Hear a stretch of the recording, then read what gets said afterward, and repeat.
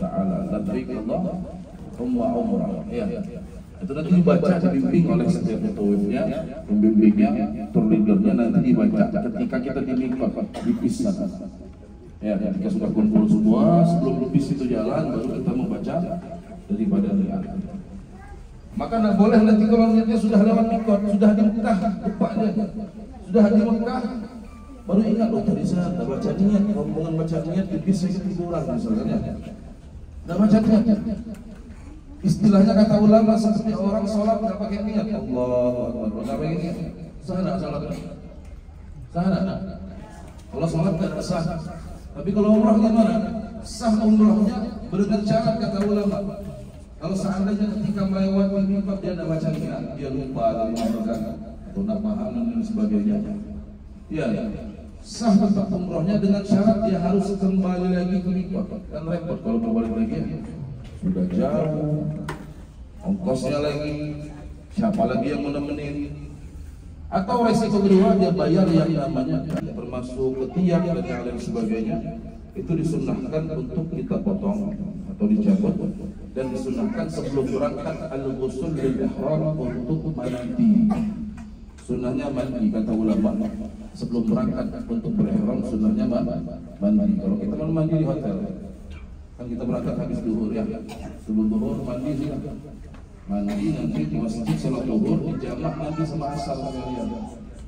Biasa itu sholatnya langsung dijamak kita duhur di masjid, imam salam langsung nambah lagi jamak takdim namanya, langsung nambah lagi untuk sholat asar.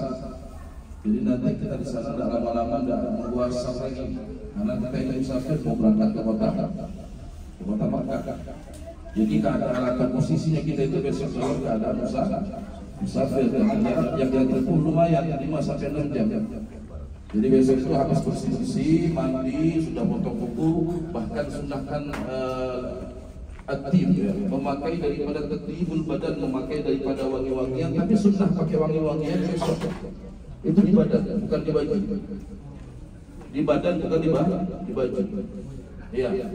Sunnah pakai wangi-wangian. Kalau sudah niat ihram nggak boleh lagi nanti pakai wangi-wangian. Makanya persiapan mumpung belum niat pakai sudah. Mau semprot parfum kah, mau dimandiin parfum kah, silakan. Mau pakai Rexona misalnya ya. Karena kita ini besok yang paling melelahkan panjang dari siang itu sampai tengah malam, mungkin dekat-dekat subuh baru selesai gitu. Seharian itu nanti salah satu larangan tak boleh pakai wangi-wangian. Makanya sebelum kita niat, sebelum sampai mikot pakai sudah. Ya, tadi saya katakan mandi, habis mandi pakai wangi-wangian sebelum duhur, baru sholat duhur.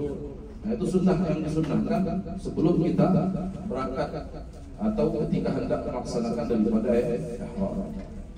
Dan sunnah lagi kata ulama sebelum berniat untuk melaksanakan rakaatul ihram, sholat 2 rakaat sebelum ihram. Ya.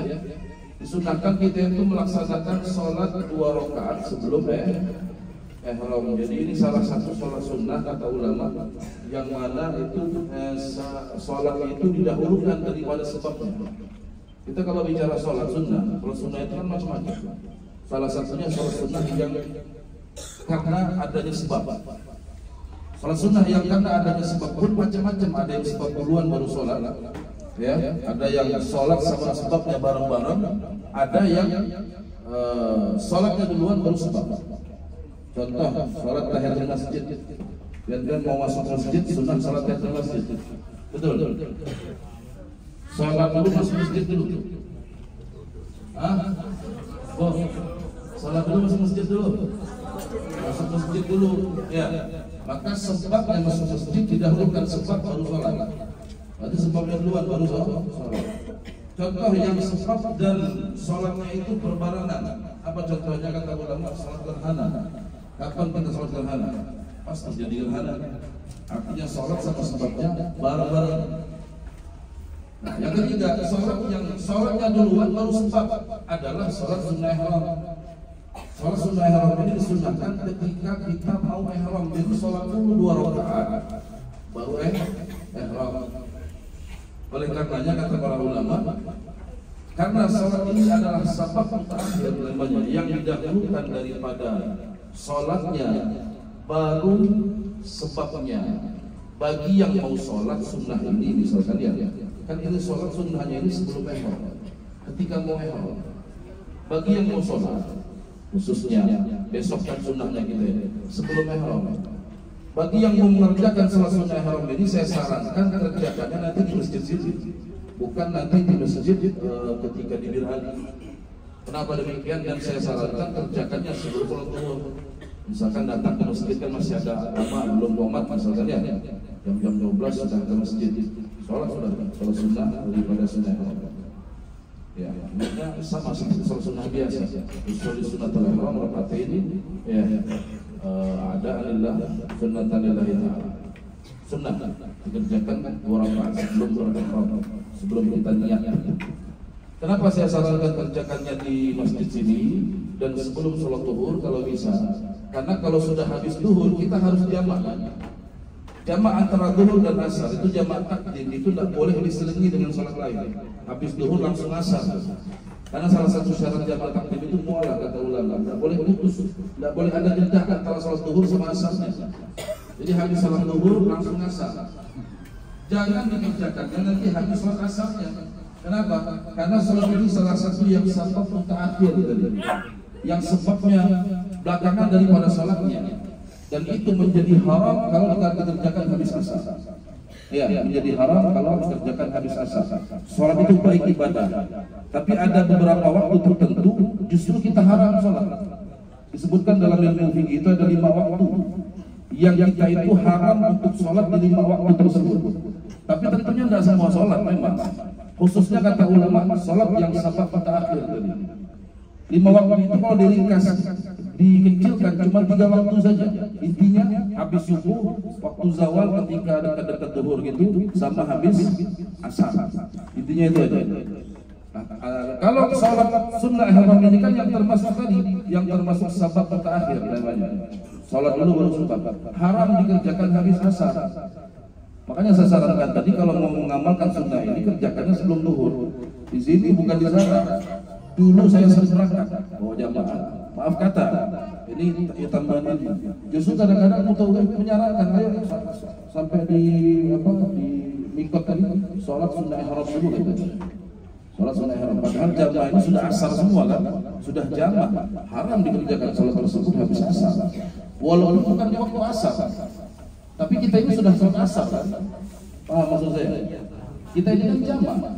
Walaupun nanti kita sampai di mikot itu sebetulnya belum asar, tapi posisinya kita ini sudah sholat asar, maka haram dikerjakan sholat tersebut. Makanya bagi yang mau ngamalkan besok sholat ini kerjakan tadi sebelum zuhur. Iya, sebelum zuhur. Nah, itu yang pertama. Yang kedua, di antara rukun daripada rukun al-umrah yaitu at-tawaf, melaksanakan ibadah tawaf. Selesai kita sampai mikot tadi, ya, sampai mikot kita berihram, niat sama-sama, maka kita yang berniat ihram tadi tentunya dengan kewajiban masing-masing. Laki-laki sudah dengan pakaian ihramnya, ya, perempuan dengan pakaian ihramnya, maka status kita atau kita ketika sudah berniat disebut namanya muhrim. Apa namanya? Muhrim bahasa Arab, bukan muhrim bahasa Indonesia. Kalau muhrim kita sebut bahasa Indonesia, keluarga kan gitu. Orang artikannya secara global, muhrim itu keluarga. Muhrim itu kalau senggolan tidak batal wudu. Itu orang Indonesia mengartikan muhrim seperti itu. Dalam bahasa Arab, muhrim itu artinya orang yang berihram, itu muhrim namanya. Kalau yang kita artikan muhrim bahasa Arabnya itu mahram namanya. Orang yang perempuan yang haram kita itu dinikahi dengan sebab nasab, rodoh, ya, atau musyawarah, itu disebut mahram. Yang kalau kita sentuh tidak batal, mertua kita, adik kita, ya, mertua kita, bibi kita, itu perempuan-perempuan yang kalau kita sentuh tidak batal untuk kita, tidak batal, disebut mahram.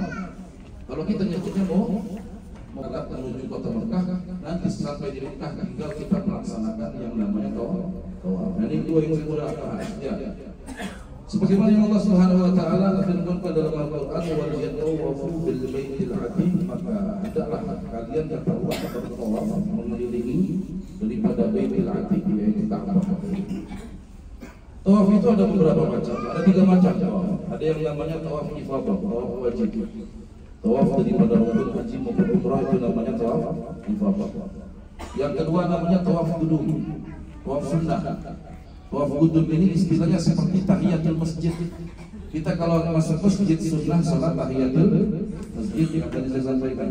Tapi kalau masuk Masjidil Haram bukan salat tahiyatul masjid sunnah. Tahiyatul masjidnya bukan dengan salat tapi dengan tawaf. Sunnah hukumnya disebut namanya tawaf qudum. Ya, hukumnya sunnah. Yang ketiga ada istilah namanya tawaf wada. Nah, itu juga hukumnya wajib nanti dikerjakan ketika kita mau pulang. Dari 3 tawaf ini semua syaratnya sama.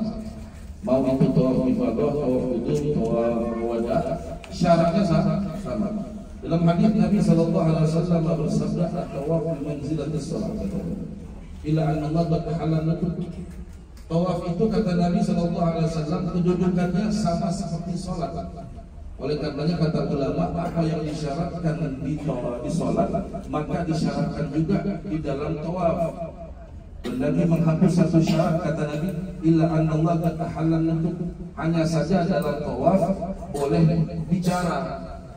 Boleh di sini maksudnya jangan diamalkan.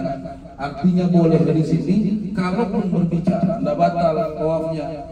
Lain hal kalau lagi sholat ngobrol atau bicara batal sholatnya. Betul. Lagi sholat tiba-tiba dapat telepon, diangkat teleponnya. Telepon lagi nanti saya lagi sholat. Apa hukum sholatnya? Seandainya lagi tawaf ada telepon, diangkatnya. Sebentar telepon lagi saya lagi tawaf, dimatikan. Batal nggak tawafnya? Batal nggak? Batal. Ada batal. Ya. Itulah Nabi membedakan tawaf sama sholat. Kalau sholat nggak boleh ngomong, artinya batal. Kalau tawaf tidak batal. Tapi bukan berarti kita dianjurkan nanti untuk ngobrol, tidak. Pada doa dipimpin setiap oleh mutawifnya, ya, untuk membaca daripada doa-doa di putaran pertama, kedua, ketiga dan seterusnya. Maka apa yang disyaratkan di dalam sholat, maka disyaratkan juga di dalam tawaf. Contoh, sebagaimana sholat itu syaratnya wajib satrul aurat, nutup aurat, maka di dalam tawaf pun wajib nutup aurat, baik laki-laki perempuan. Aurat laki jelas, aurat perempuan jelas.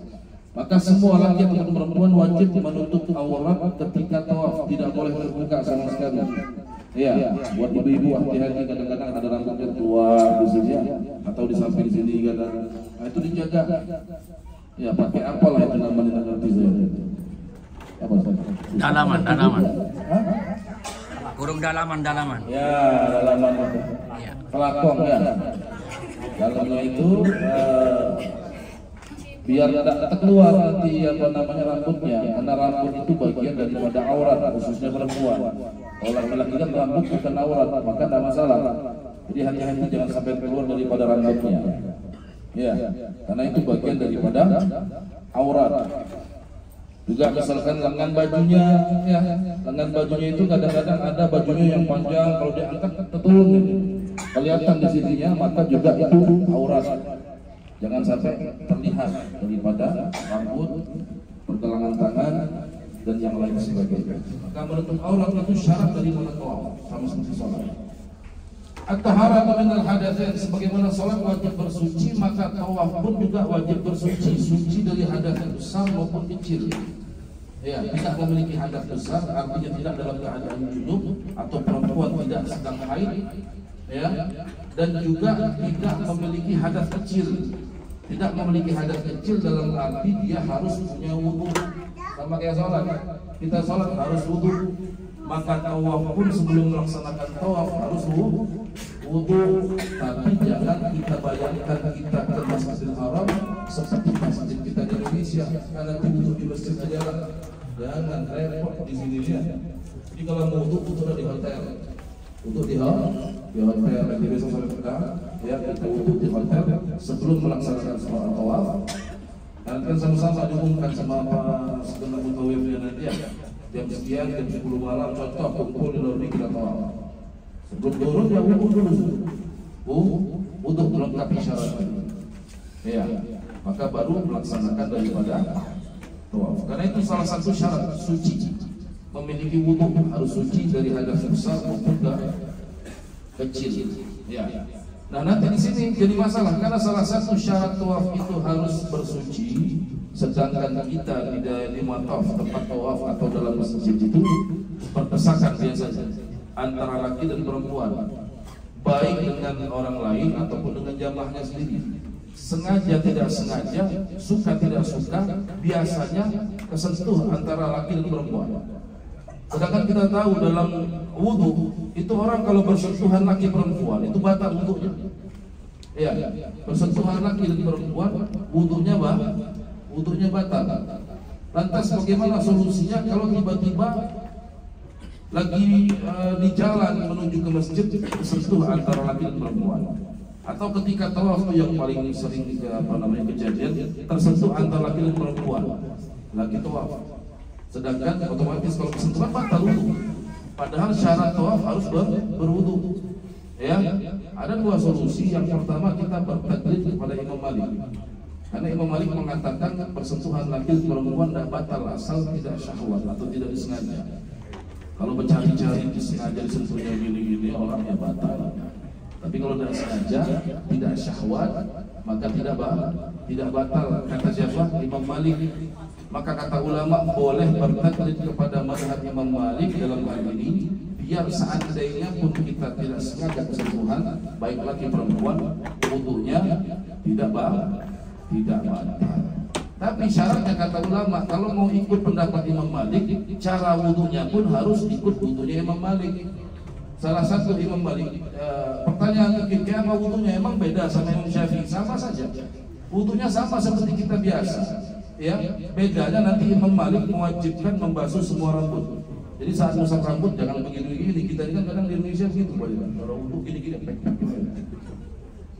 walaupun Imam Syafi'i sendiri mensunahkan membasuh jami'ur ras, semua rambut atau kepala. Dalam mazhab Imam Syafi'i sunnah. Mazhab Imam Malik mengatakan wajib. Kalau kita mau ikut pendapat Imam Malik besok ini, ya, ketika tawaf biar wudu kita tidak batal, maka cara wudunya pun harus ikut Imam Malik. Jadi saat membasuh rambut harus dibasuh semua. Rambut yang ada di bagian kepala saja, bukan semua rambut maksudnya. Dalam arti kalau perempuan rambutnya panjang sampai ke pinggang, ya tidak usah dibasuh semua. Kalau basuh semua keramas namanya. Basuh bagian kepalanya aja. Ya, nah, itu mazhab Imam Malik agar kita tidak batal ketika tersentuh. Karena sebab dalam hal ini kita keadaan darurat, mau tidak mau kita ikut Imam Malik. Itu yang pertama. Yang kedua solusinya, bahkan dalam mazhab Imam Syafi'i sendiri, ya, ada pendapat yang mengatakan, tadi lagi-lagi dalam keadaan darurat, pendapatnya bisa kita baca. Ada pendapat yang mengatakan kalau bersentuhan antara laki dan perempuan, ya, yang jelas dunal malus, yang batal itu hanya yang lamis, yang megang, yang dipegang tidak batal. Ada pendapat seperti itu dalam mazhab Imam Syafi'i. Ini juga jadi solusi, bisa kita amalkan, bisa kita ikuti. Karena dalam ilmu fikih itu kata ulama, kita mengikuti pendapat dalam mazhab kita sendiri itu lebih afdal dibandingkan kita mengikuti pendapat daripada mazhab lain. Artinya daripada jauh-jauh kita ikut Imam Malik, ikut Imam Syafi'i pun lebih bagus, walaupun pendapatnya pendapat yang tidak kuat. Tapi dalam keadaan darurat bisa kita amalkan. Apa pendapat Imam Syafi'i? Ada sebagian pendapat mengatakan kalau bersentuhan antara laki dan perempuan, yang batal itu yang menyentuh, yang disentuh tidak batal. Artinya, tidak mungkin juga tadi saya katakan kita lagi tawaf nyari-nyari menyentuh orang, semua orang dijatuhnya ya, batal jelas. Pasti kan kita menghindar, pasti kita menghindar sehingga kita ini ya jadi istilahnya kita ini sentuh orang, bukan kita yang menyentuhin orang. Kalau kita disentuh orang kita nggak batal, yang batal itu yang menyentuh kita. Orang yang menyentuh kita yang batal, bukan kita menyentuh orang yang batal. Ya, bukan kita menyentuh orang. Nah, maka dalam hal ini saya katakan mengikuti dari pendapat ini juga lebih bagus, dan nanti wudunya pun sama seperti biasa karena mengikuti pendapat Imam Syafi'i, wudunya pun seperti wudunya Imam Syafi'i. Tadi ada dua pendapat, silakan jangan pilih mau ikut Imam Malik kah, Imam Syafi'i kah, ya boleh-boleh saja, tapi dengan cara wudu yang